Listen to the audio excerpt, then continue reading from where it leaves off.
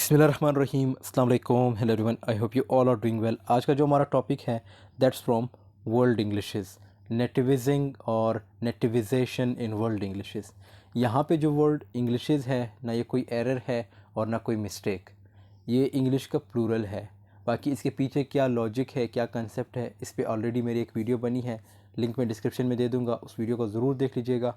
बढ़ते अपने टॉपिक की तरफ, नेटिविजिंग और नेटिविजेशन। Nativization is the process through which the virtual absence of native speakers, a language undergoes new phonological, morphological, syntactical, semantic and stylistic changes and gains new native speakers. देखो, नेटिविजेशन और नेटिविजिंग का मतलब ये है जब कोई सेकंड लैंग्वेज एक ग्रुप ऑफ पीपल या पेरेंट्स इस्तेमाल करते हो और वही लैंग्वेज जब उन पेरेंट्स के जो बच्चे हैं या उस ग्रुप वाले के जो बच्चे होंगे, जब वो जो लैंग्वेज उन्होंने एज अ सेकंड लैंग्वेज के तौर पे यूज़ किया था वो उनके बच्चे एज अ फर्स्ट लैंग्वेज के तौर पे यूज़ करना स्टार्ट करें, तो इसको हम क्या कहेंगे? नेटिविजेशन। फॉर एग्ज़ाम्पल, इसकी बेस्ट एग्ज़ाम्पल ये है, आपका बच्चा है, आप जब उसकी बर्थ होगी और अगर आप सेकंड लैंग्वेज इंग्लिश यूज़ करते हो, मतलब जब आप सेकंड लैंग्वेज इंग्लिश यूज़ करेंगे, जब आपका बच्चा पैदा होगा, तो जब आपका बच्चा जो आप सेकंड लैंग्वेज यूज़ कर रहे थे उस लैंग्वेज को जो है as a first language use करना स्टार्ट करे, उस प्रोसेस को, उस चीज़ को हम क्या कहेंगे? नेटिविजेशन और नेटिविजिंग। This happens necessarily when a second language used by adult parents becomes the native language of their children. ये जो अभी हमने बात की कि जब पेरेंट्स सेकंड लैंग्वेज यूज़ करेंगे और वही सेकंड लैंग्वेज जब इनके बच्चों की फ़र्स्ट लैंग्वेज बनेगी, फ़र्स्ट लैंग्वेज से मुराद इनकी लाइक मदर टंग बनेगी, तो उसको हम क्या कहेंगे? नेटिविजेशन या नेटिविजिंग। Nativization has been of particular interest to linguistics and to Creolists, more specifically where the second language concerned is a pidgin. तो यहाँ पे फिर वही पिजन और क्रियोल का जिक्र आ जाता है, ये ऑलरेडी इससे आप वाकिफ़ हो। बाकी इसका सिंपल कंसेप्ट ये है कि जब आप सेकंड लैंग्वेज यूज़ करते हो और जब आपके बच्चे होंगे या जब आपके बच्चा पैदा होगा, तो वो जब आपका second language as a first language के तौर पे यूज़ करना स्टार्ट करे, उस प्रोसेस को, उस चीज़ को हम क्या कहेंगे? नेटिविजेशन या नेटिविजिंग। बाकी फिर ऑब्वियसली फिर इसकी फोनोलॉजिकल लाइक उसमें भी फ़र्क होगा, इसी तरह morphological, syntactical, semantic, stylistic changes होंगे। अब हमें पता है कि हर कंट्री में, हर कंट्री के जो लोग हैं उनका अपना एक एक्सेंट होता है, मतलब फोनोलॉजिकल जब वो बात करेंगे, ऐसे इंडियन है, पाकिस्तानी है, अमेरिकन है, ब्रिटिशर्स है, सबका अपना अपना एक कंसेप्ट होता है। मतलब फोनोलॉजिकल उनका डिफरेंट वे होगा किसी चीज़ को प्रोनाउंस करना, इसी तरह मॉर्फोलॉजिकल होगा उनका डिफरेंट वे होगा, syntactical, semantic. Syntactical means like related to sentence structure, semantic means related to meanings, और stylistic like different style, writing's different style. It was previously thought by scholars that nativization was simply interlanguage fossilization, a step taken during second language acquisition by learners who apply rules of their first language to their second language. अब इसका ये concept एक और भी बनता है कि पहले स्टार्ट में लोगों ने ये समझा कि जो आपकी सेकंड लैंग्वेज है, सेकंड लैंग्वेज एक्विजिशन है, उस पे आप कौन से रूल्स अप्लाई करते हो? अपने फर्स्ट लैंग्वेज के रूल्स। अब इस पर एक लॉजिक, एक थीरी भी जो बनी थी like mentalist theory, mentalist approach जिसको हम कहेंगे, इसी तरह बिहेवियरिस्ट अप्रोच। सो वो थीरीज भी जब आप पढ़ेंगे वो भी लैंग्वेज से रिलेटेड है, आई होप आपने वो पढ़े होंगे। उन थीरीज़ में यही है कि आप लैंग्वेज को किस तरह, लाइक लैंग्वेज एक्विजिशन किस तरह होती है जब एक बच्चा पैदा होता है। सो ये उसी चीज़ से भी थोड़ी बहुत रिलेटेड है। और इसका बाकी कंसेप्ट यही है कि जब आप अपने सेकंड लैंग्वेज का जो इफ़ेक्ट है वो फर्स्ट लैंग्वेज का जो इफ़ेक्ट है वो सेकंड लैंग्वेज पे जब पड़ता है, तो उससे भी जो है चेंजेस आते हैं। बट नेटिविजेशन का सिंपल कंसेप्ट वही है जो मैंने बताया है कि जब आप एज सेकेंड लैंग्वेज यूज़ करते हो, कोई सेकेंड लैंग्वेज यूज़ करते हो और वही सेकेंड लैंग्वेज जब आपके बच्चे as a first language use करना स्टार्ट कर दे, तो इस प्रोसेस को, इस चीज़ को हम नेटिविजेशन और नेटिविजिंग कहेंगे।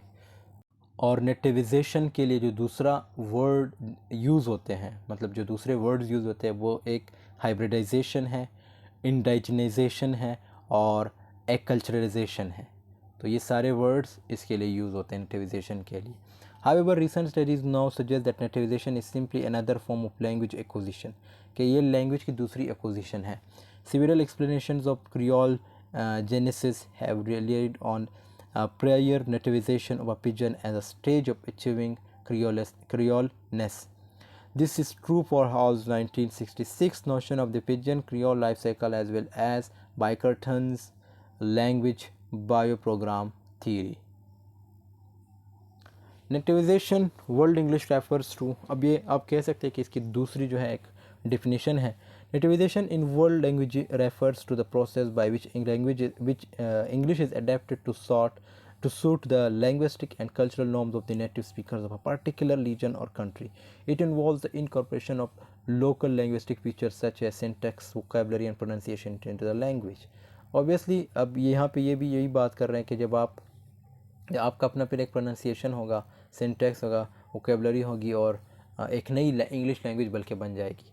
और इस तरह ये कब होता है, जब आपके पेरेंट्स वही सेकंड लैंग्वेज बोलेंगे, तो जब आपकी बर्थ होगी और जब आप वही second language as first language के तौर पे यूज़ करना स्टार्ट कर लेंगे, तो अब आपने तो कोई अंग्रेज़ों के साथ टाइम तो नहीं गुजारा, लेकिन आपने वही चीज़ अपने पेरेंट्स से सीखनी। अब आपके पेरेंट्स क्या पता कोई ऐसे वर्ड्स को प्रोनाउंस कर रहा हो जो गलत भी हो सकते हैं, लेकिन आप उसी को कॉपी करेंगे, उसी को इमिटेट करेंगे, तो ऑब्वियसली फिर आप भी वही वर्ड उसी तरह प्रोनाउंस करेंगे, उसी वही सेंटेंस उसी तरह कंस्ट्रक्ट करेंगे, वही वोकेबलरी उसी तरह याद रखेंगे। सो ये चीज़ें जो है फिर नेटिविजेशन में आते हैं, और यही इस पैराग्राफ में यही चीज़ें मेंशन की गई। Nativization is a natural process that occurs when a language is used, और ये एक नेचुरल फेनोमेना है that occurs when a language is used as a means of communication by a group of people over an extended period of time. As English has spread around the world, English obviously हर दुनिया में फैल चुका है क्योंकि colonization की वजह से। It has taken on local characteristics in different regions and उसके different local like dialects भी है, जिसमें resulting in a variety of dialects and accents, like different accents और dialects हैं। For example, in India, English has been nativized to suit the Indian context, resulting in Indian English. This variety of English has distinctive features such as the use of loanwords from Indian languages, the adoption of English syntax of fit Indian sentence structures, and the use of intonation patterns and accents that reflects Indian speech patterns. बहुत ही important बात कही है। देखो, अगर मैंने एक video बनाई थी, बल्कि 2 वीडियोज़ मेरी इस पर बनी है कि इंग्लिश लैंग्वेज किस तरह बनी है या इंग्लिश लैंग्वेज को किस तरह बनाया गया है। और इसमें जो एक कंसेप्ट उन्होंने, मतलब जो मुझे 2-3 लाइंस याद हैं, उसमें एक ये चीज़ भी मेंशन थी कि इंग्लिश लैंग्वेज ज़्यादातर स्पेनिश और फ्रेंच से बनी है।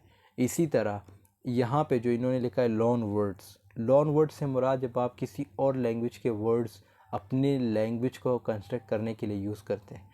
सेम इंग्लिश को कंस्ट्रक्ट करने के लिए इन्होंने किस चीज़ के अल्फाज यूज़ किए थे, स्पेनिश के और फ्रेंच के। बहुत जैसे फियंसे और बकेट, ये सारे वर्ड जो हैं ये स्पेनिश के हैं, और भी बहुत से अल्फाज हैं। तो ये सारी चीज़ें जो हैं ये फ्रेंच और स्पेनिश के हैं।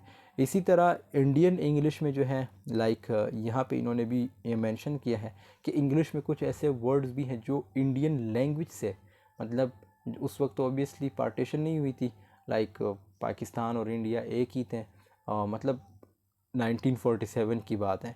तो उस वक्त क्या था कि जब आप अंग्रेज़ों के साथ थे तो अंग्रेज़ों ने क्या किया था, अंग्रेज़ों ने भी आपके कुछ words means as a loan words के तौर पे लिए थे और वही अपने लैंग्वेज में इंक्लूड किए हैं। इसकी आप बेस्ट एग्जांपल आप ये लिख सकते हैं कि आप गूगल पे सर्च करें कि loan words from Indian language means Hindi language towards English, मतलब आप ये लिख दें कि इंग्लिश में ऐसे कौन से अल्फाज हैं जो इंग्लिश यानी अंग्रेज़ों ने इंडियन लैंग्वेज से लिए हैं।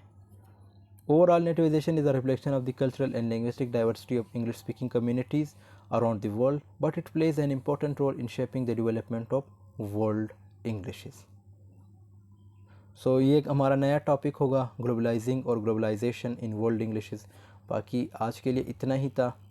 आई होप आपको ये वीडियो पसंद आई होगी। वीडियो पसंद आई है तो ज़रूर लाइक कमेंट शेयर कीजिएगा।